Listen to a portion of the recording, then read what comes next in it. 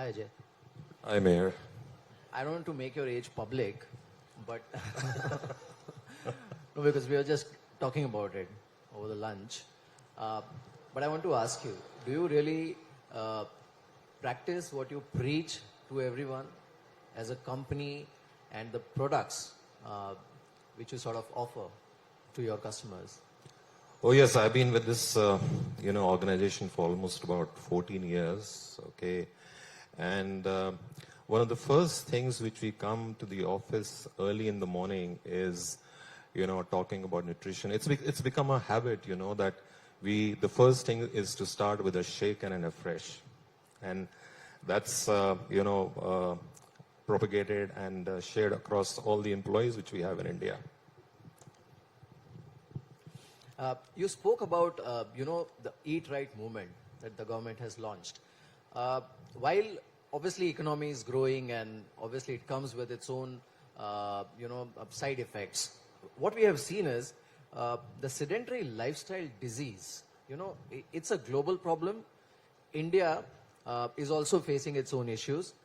That also results in much more awareness and consciousness about eating right, eating healthy, eating nutritious food, right? So how is this whole dietary supplement market behaving in India? Well, Meher, this has been, we have observed that over the many years, the fast-paced life which everyone is living, this has been a trend that, unhealthy eating habits, but more so in the last couple of years and during the challenging times which we faced in the last 3 years, people have become much more aware of, the good nutrition, about wellness, okay?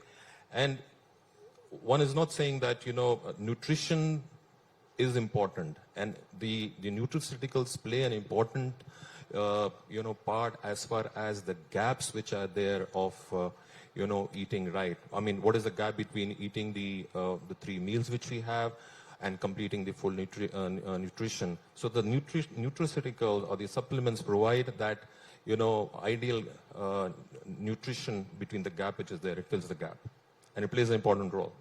Right. What we have seen in India also is the nutraceutical industry's growth rate. It has sort of witnessed a quantum leap. And if we look at the global trend, the way this whole segment is growing in India, it looks very promising. You do have global footprint, so you will be in a much better position to give us a sense that how is this industry progressing in India, behaving in India compared to the rest of the world. Well, Meher, the fundamentals of the Indian economy are strong, and the local consumption has bounced back, and nutraceuticals is a part of it. Okay, and like I said earlier, also the sedentary lifestyle, the awareness which has happened in the last couple of years is definitely playing an important role on people becoming much more awareness about the nutraceuticals. Okay. Now, let me quote here. The social media statistics reveal that, the nutraceutical market, in India is currently the global leader, and the market size of around, $4.5 billion US, and the rising demand is expected to drive it to almost about 18 billion US dollars by 2025. Okay. And like I said, the awareness is creating a much more demand for these particular nutraceutical products in the country today. Right. Now, Ajay, what we have seen is, there are many products in the market and different kinds of supplements, right from immunity booster to, and various stuff. I won't get into the categories. But in a growing country and relatively younger country like India, the targeted nutrition products like macro, micro, and sports nutrients, they all are there. How critical it is to actually, select the right product for you. That is one. And second is, as a category, what is the potential in these products? See, Meher, the fact is that, most of us are living a very unhealthy lifestyle, okay? Today's world has become... At least looking at you, I don't think so, but anyway. or you're trying very hard to reveal my age, but let's keep it to, I shared it with you, okay?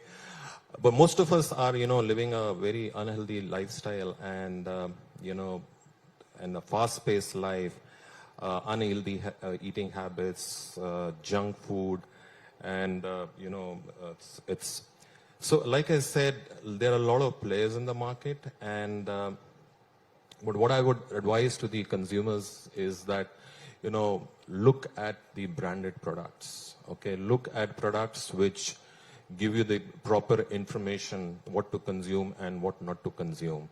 And definitely, like I said also earlier, nutraceuticals or supplements, they play an important role as far as the missing gaps in your diet is concerned, along with the healthy, active lifestyle which you must maintain. Now, as we discussed, this whole industry is going through a massive spurt of sorts. Now, from wellness point of view, or from sectorally, if you look at the whole range of wellness products, which sectors hold the maximum potential according to you in next maybe 4 or 5 years?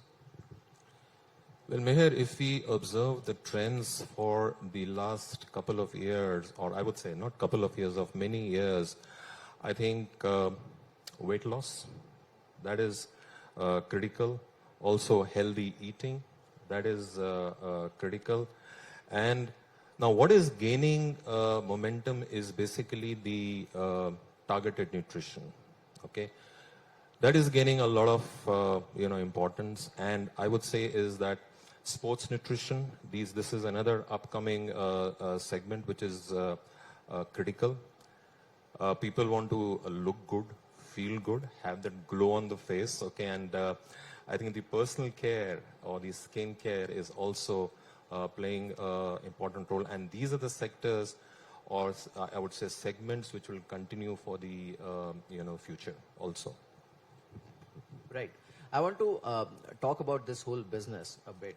And, because you mentioned in your speech also, you mentioned about Atmanirbhar Bharat and the fitness movement that is undertaken by the government of India.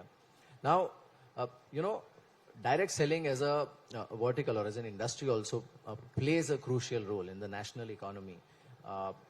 Now, what goes behind empowering your entire distribution network and the distributor base? Because what we have seen is it is not restricted to cities, especially in last 2-3 years. We have seen a lot of traction in tier 2, tier 3 cities. How is that happening? So first of the things, Meher, as an organization, Herbalife Nutrition is expanding its network into the tier 2 and the tier 3 cities, because that's one area where we are seeing that the growth and the awareness of not only the direct selling industry about looking good, about wellness is on the increase also. And we are also investing into R&D into India, and we recently set up an R&D center in Bangalore so that we can localize our products and bring localized products to the Indian market. And trust me, we have seen a lot of response for the localized products in the Indian market. Okay.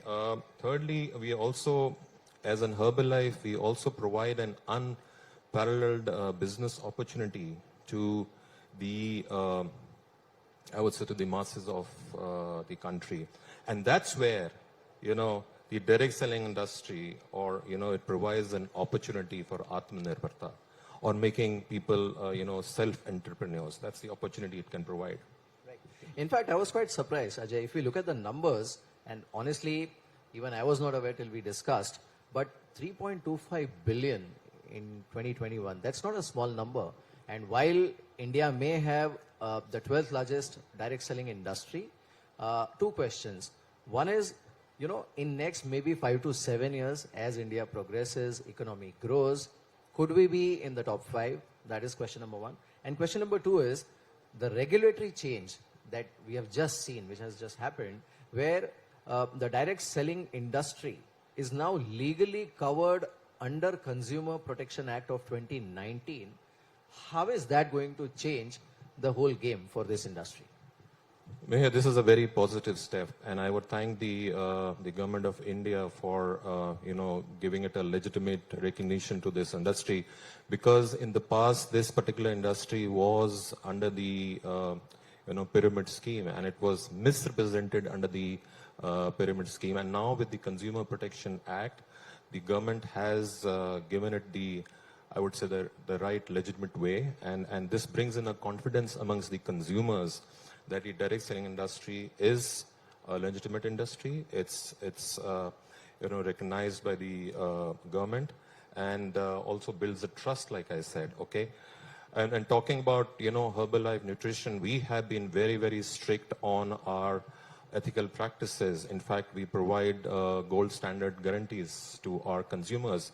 We invest a lot in training on our distributors, whom we call as independent associates. Okay, and also there is a product return policy. Also whether a customer can return the products in a period of 12 months. Okay, and of course this particular industry does not have a huge startup cost, at least not from Herbalife Nutrition. Right. Ajay, since we are talking about India being a global bright spot, now when it comes to nutraceutical products and industries, what is the potential in India to attract capital? That is one. And second is becoming a sort of a global hub or a regional hub for supply to the world. And how are foreign nations reacting to this? Well, India today is, I would say, importing a lot of, rather than exporting the nutraceutical products. But I'm happy that with the new regulations or the new guidelines issued by the FSSAI would definitely ease this, okay, and definitely attract a lot of, investments into, into India. And definitely will also provide a lot of, I would say, product innovation for the companies to, innovate, launch Indian products, I would say. I mean, at Herbalife Nutrition, we try to source all our products through the local vendors. Okay, it's truly made in India, products in India, okay, for us. And I'm definitely sure that with the easing of the regulations by FSSAI and bringing in a much more clarity, definitely the nutraceutical market will attract a lot of investments from overseas. Right. Ajay, you do have a global perspective. I want to understand from you the Atmanirbhar Bharat campaign that we keep talking about.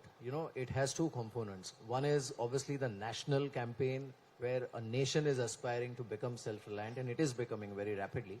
Second is at a micro level, because we are, in couple of months, will be the most populous country in the world. And that trend is India will gain this title after almost 1,000 years. China has been the most populous country for almost 1,000 years. Obviously, we need to, one, create enough jobs. We also need to promote enough entrepreneurship, which is where I think this industry can play a very vital role. What are your views on that? No, that's very true, Meher. And like we in Herbalife Nutrition have really seen that growth, okay? Not only from the wellness sector, but we've also seen a lot of entrepreneurship coming up here. A lot of, small businesses coming up. And as I mentioned during my speech also, is that the direct selling industry during these challenging times provided a second income or an alternate income for a lot of families. Not only that, in fact, with the direct selling industry becoming a part of the Consumer Protection Act for 2019, now the clarity is there, the legitimacy is there, okay? And definitely one is, I'm pretty hopeful, is that the direct selling industry will play a very, very critical role as far as making India Atmanirbhar. And not only that, I mean, I can talk about Herbalife Nutrition is also a Swasth Bharat, okay? And we'll continue towards that. Well, on that note, a Swasth Bharat and a global bright spot. I don't think it gets any better than this. Thank you so much, Ajay, for joining us. Thank you, Meher. It was a pleasure. Thank you. Thank you.